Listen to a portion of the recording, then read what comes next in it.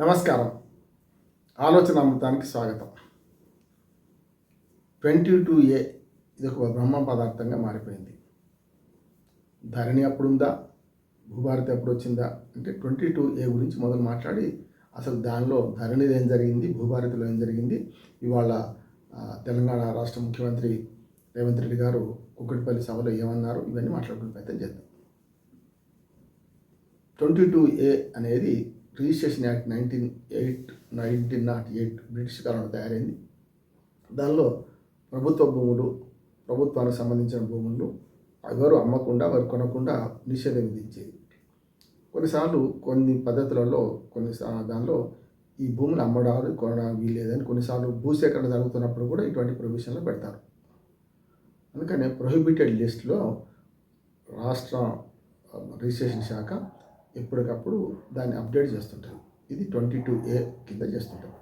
1908 registration act ప్రకారం ఇది దేశం అంతా వర్తిస్తుంది. భూమి అనేది రాష్ట్ర ప్రభుత్వానికి సంబంధించిందైనా ప్రొహిబిషన్ లిస్టులో రాష్ట్ర ప్రభుత్వం కొన్ని నెంబర్లు ఇస్తే ఆ సరైన నెంబర్లు ప్రొహిబిషన్ లిస్టులో పెట్టవచ్చు. ఇది చట్టం చెప్తుంది. మరి దానికి ఉన్న ధరణికి భూభారతికి ఏం సంబంధం అంటే, ధరణిలో కానీ ధరణి రాకముందు కానీ భూభారతి మొన్న వచ్చింది. వేర్లు వేరైనా ఒకటే, పద్ధతి అంతా ఒకటే.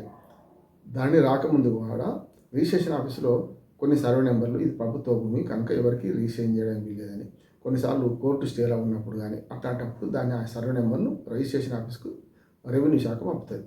వాటిని రిజిస్ట్రేషన్ చేయడానికి వీల్లేదు. అది ప్రొహిబిషన్ లిస్ట్ అంటారు, ప్రొహిబిటరీ లిస్ట్ అంటారు. అది ఆల్రెడీ ఎప్పుడైనా పెట్టవచ్చు, తీసేయచ్చు కూడా. అంటే నిజంగా నాది భూమి మీది కాదు, ప్రభుత్వాన్ని కాదు, నాదని తీసేయచ్చు. ధరణి ఎప్పుడైతే వచ్చిందో ధరణిలో చాలా ధరణిలతో చిక్కులు, దక్కవ హక్కులు అని 4 ఆర్టికల్స్ రాశాను నేను. ధరణి వచ్చినప్పుడు ఏమైందంటే, ధరణిలో అంతకుముందు రికార్డ్సే ధరణిలో ఎక్కించారు.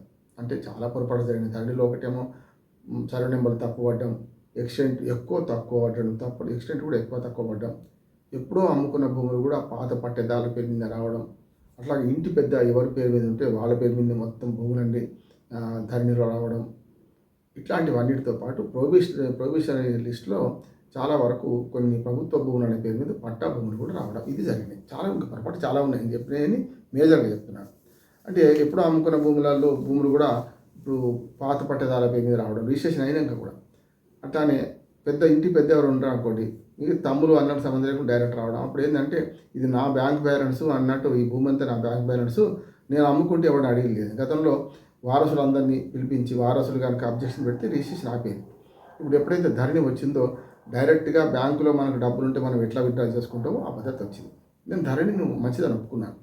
ధరణిలో 2-3 అయినాయి. ఒకటి ఏంటంటే డైరెక్ట్గా అందులో మనకు కాస్త కరకాన లేదు, లేకపోతే ఇతరత్ర చిక్కులు లేవు, బాగానే ఉంటుంది.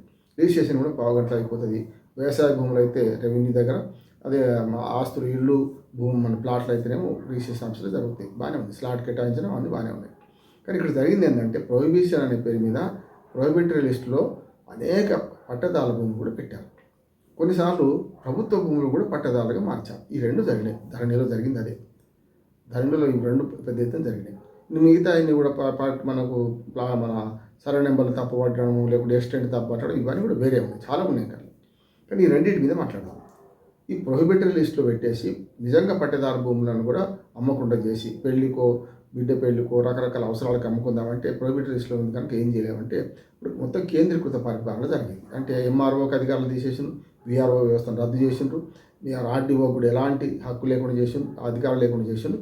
కలెక్టరు, సిసిఎల్ఏ ఇదే అంటే సెంట్రలైజ్ చేసిండు కేసీఆర్ గారు. మొత్తం రెవెన్యూ వ్యవస్థను ఎన్టీ రామారావు గారు సగం చంపితే పటేల్ పట్వారీ వ్యవస్థను తీసేసి, తప్పే, పటేల్ పట్వారీలో ఫెడరల్ వ్యవస్థ ఉన్నది కాదంటలేదు. కానీ అసలు వ్యవస్థను తొలగిస్తే దాని ప్రత్యామ్నాయ వ్యవస్థ సృష్టించాలి కదా. అది చేయకపోతే రెవెన్యూ వ్యవస్థ పాడైపోయింది.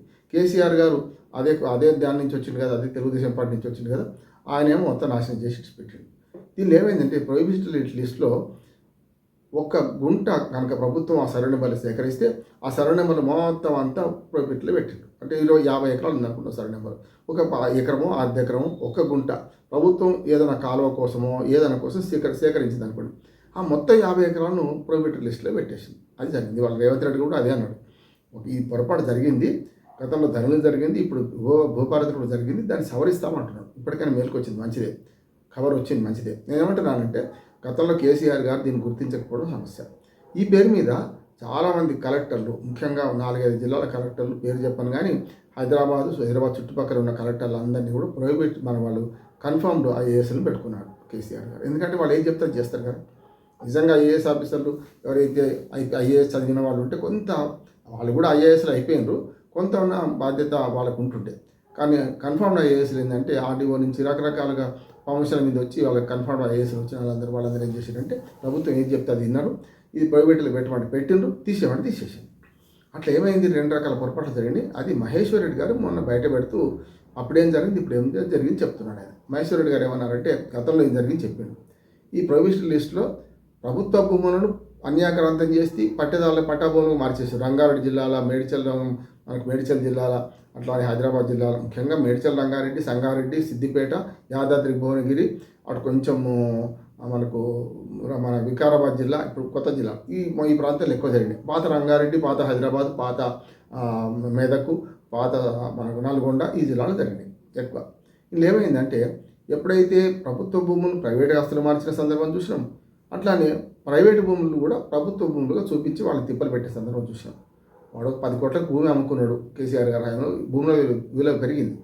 10 కోట్లకు అమ్ముకున్న భూమి దీనివల్ల ఆగుతుంటే వచ్చే పైసలు పోగా ₹1 కోటి, ఒక్కోసారి 10 కోట్ల భూమి అయితే ₹1 కోటి మీ రెవెన్యూ అధికారులు సమర్పించుకొని హిందీ నుంచి మీ దాకా లంచాలు ఇచ్చి మొత్తం మీద ప్రొహిబిషన్ తీసేసుకున్నారు. వాళ్ళ భూమి, వాళ్ళ పట్టేదారు భూమి, ఏం వాళ్ళ తప్పులేదు.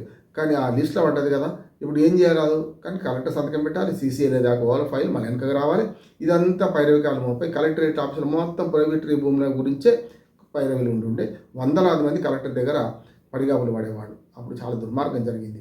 అందుకని ఏమంటున్నానంటే తర్వాత ధరణిలో బంగాళాఖాతాలను పడేస్తాం, ధరణిలో ప్రభుత్వ భూములు లక్షలాది ఎకరాల భూములు అన్యాక్రాంతమైపోయినాయి అని బీఆర్ఎస్ మీద ఆరోపణ చేస్తూ కాంగ్రెస్ పార్టీ అధికారంలోకి వచ్చింది. వీళ్ళు చేసిన పని అదే, వీళ్ళు చేసిన పని అదే, ఇంకేం తేడాలేదు.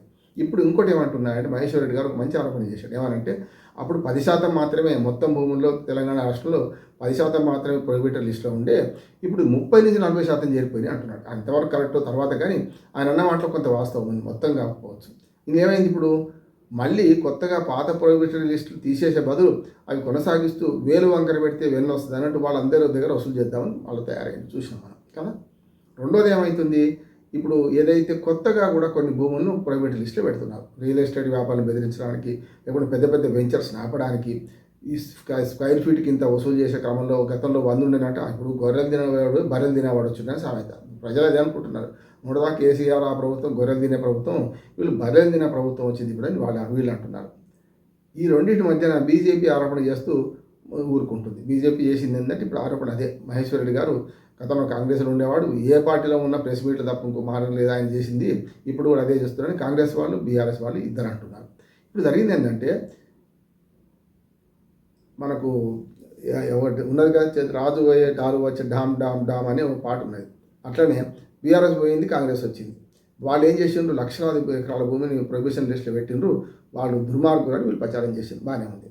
మరి అంతకంటే దుర్మార్గం వీళ్ళు చేస్తున్నారు కానీ ఇప్పుడు పాత బీఆర్ఎస్ వాళ్ళు అంటున్నారు. ఇద్దరి మధ్యన బీజేపీ కూడా ఆరోపణ చేస్తుంది. వీళ్ళు ఏమంటారంటే ఇప్పుడు కొత్తగా దాదాపు 20-30% భూములు ప్రైవేట్ లిస్టులో పెట్టిండ్రు, అందరిని బెదిరిస్తున్నారు, వసూళ్ల పర్వం మొదలైందని బీజేపీ అంటుంది. ఇప్పుడు ఏమంటున్నారంటే ధరణిలో కొన్ని పొరపాట్లు ఉన్నాయి కాదంటలేదు, ధరణి తీసేసి బంగాళాఖాతంలో పడి భూభారతి తెస్తామన్నారు. భూభారతి మాడ్యూల్స్ తగ్గించారు. అప్పుడు 30 ఉంటే ఇప్పుడు 13 చేసిండ్రు అంతే తప్ప అవే నెంబర్లు తక్కువ చేసారు అంతే. కానీ మారిందా అంటే కొత్త సీసాలో పాత సారా పోసినట్లు లెక్క. ధరణి ఏమైందంటే ధరణి పోయి ఇప్పుడు భూభారత్ వచ్చి డామ్ డామ్ డామ్ అన్నట్టు తయారైపోయింది. భూభారత్లో అవే పొరపాటు, అవే మక్కి మేరాబాయి లిక్కి అన్నట్టు అందులో ఏ పొరపాట్లు ఇప్పుడు కూడా అదే పొరపాట్లు నడుస్తున్నాయి. ముఖ్యంగా 22I గురించి పెద్ద ఎత్తున ప్రజలు ఇబ్బంది పడుతున్నారు. తమ పట్టా భూముల్లో గతంలో ఎకరమో అరెకరమో గుంటనో ప్రభుత్వం ఏదో రకంగా సేకరిస్తే ఆ మొత్తం సర్వే నెంబర్ ఎంత ఉంటే 50 ఉంటే 50, 100 ఉంటే 100 ఎకరాలు, ఒక ఎకరం ఉంటే ఎకరం అన్నీ కూడా ప్రైవేట్ లిస్టులో పడ్డాయి. అట్లా కాకుండా తీసేయాలంటే రెవెన్యూ అధికారులను పంపించి దీని మీద సర్వే చేయించి ఎంతవరకు కాలువ కోసం పోయింది, ప్రభుత్వం ఎంతవరకు సేకరించిందో పరిహారం ఎంత ఉంచో అంతే పట్టుకోవాలి కదా, అంతకు మించిపోవడానికి వీల్లేదు కదా. అది చేయకుండా ఇప్పటిదాకా వీళ్ళ దగ్గర వసూళ్ల పొరవ ముందు పెట్టిందని బీజేపీ లీడర్లు అంటున్నారు. చివరికి ఇవాళ కేసీఆర్ మన రేవంత్ రెడ్డి గారు ఒక వివరణ ఇచ్చిండు. ఈ పొరపాటు జరిగింది, 1 ఎకరం సేకరించిన మొత్తం అంతా భూమి అంతా కూడా ప్రొహిబిటెడ్ లిస్టులో పెట్టిండు, అది తప్పే, మా వాళ్ళని పంపిస్తా, ఎంక్వైరీ చేస్తే ఒక్కరికి అన్యాయం చేయకుండా చూస్తాను. అయ్యా మహానుభావ, అయ్యగారు ఏం చేస్తున్నారంటే చేసిన తప్పులు దిద్దుకుంటున్నారని పాత సామెత. ఇప్పుడు మీరు చేసిన తప్పులు మళ్ళీ మళ్ళీ చేస్తున్నారు. మా భూభారతి కొత్తది ఇచ్చిండ్రు, బ్రహ్మాండమైన సక్సెస్ అయిపోద్ది అంటున్నారు. అది కేవలం అది మా ధరణికి మారు పేరే భూభారతి, ఏం లేదు తేడా, పేరు మార్చుకున్నారు, అంతకంటే ఏం లేదు. కనుక ఇప్పటికే రైతుల బాధలు పట్టించుకోండి. ధరణిలో జరిగిన పొరపాట్లు ఇంకా కంటిన్యూ అవుతున్నాయి. ఇప్పటికైనా సరే ఎవరైనా నిజమైన పట్టేదారులు ఉంటే వాళ్ళకి న్యాయం చేయండి. అట్లాగే ప్రభుత్వ భూములు ఇప్పటికి కూడా ఆక్రమణకు గురవుతున్నాయి. వాళ్ళు 10% భూములు అట్లా చేస్తే వీళ్ళు 100% భూములు అదే చేస్తున్నారు. ప్రభుత్వ భూములు కుంచుకపోతున్నాయనే ప్రతిపక్షాల ఆరోపణలు కూడా గట్టిగా వినిపిస్తున్నాయి. కనుక దీని మీద ఎంక్వైరీ జరగాలి. 22A ఇవాళ కాంగ్రెస్ ప్రభుత్వం తెచ్చింది కాదు, అంతకుముందు బీఆర్ఎస్ తెచ్చింది కాదు. మొదటి నుంచి ఉన్న యాక్టును ఒక ఆయుధం, అది ఆయుధాన్ని కత్తితో కూరగాయలు కోయచ్చు, మిడకాయలు కోయచ్చు, దేనికి వస్తున్నామని సమస్య. అందుకని ఈ 22A మంచిది. ప్రభుత్వ భూములు అన్యాక్రాంతం కాకుండా ప్రభుత్వాలకు ప్రజలకు చెందాల్సిన భూములు ఎవడు కొట్టేయకుండా మంచిది. కానీ ఆ ఆయుధాన్ని ఉపయోగించి నిజమైన పట్టేదారు, నిజమైన భూస్వాములకు భూములు ఉన్న వాళ్ళ రైతులు నష్టం జరుగుతుంది. కనుక దీన్ని ఆలోచించి సరైన విధంగా పరిష్కారం చూపించాలని ప్రభుత్వాన్ని కోరుతాం. నమస్కారం.